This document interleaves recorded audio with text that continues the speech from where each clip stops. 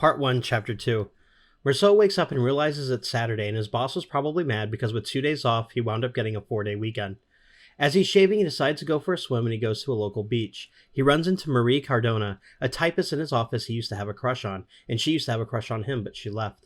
They swim together for a while and get super flirty. He rests his head on her stomach. They decide to go see a Fernandel movie together, a comedy, and as he's getting dressed, she notices his black armband, meaning he's in mourning.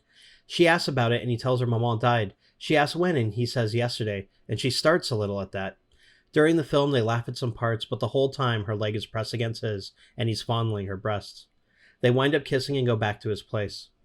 When he wakes up, Marie is gone. She had to go to her aunt's. He sleeps until 10. He decides not to go to Céleste, a friend's cafe, like he usually does, so he makes himself lunch. He wanders around the apartment and thinks it's too big, but that it was the right size when Maman lived with him. He goes to the balcony and watches the street. It's a beautiful afternoon, and he watches all the different people below.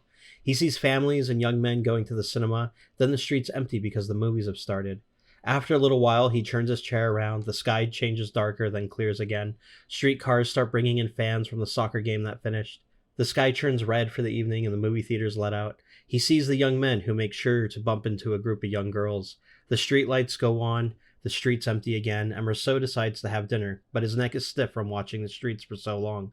He goes downstairs to buy spaghetti and bread, cooks it, eats while standing up, has a cigarette, closes the window, and then sees his table in the corner of the mirror. He realizes he has to go to work tomorrow. Maman is dead, but really nothing has changed.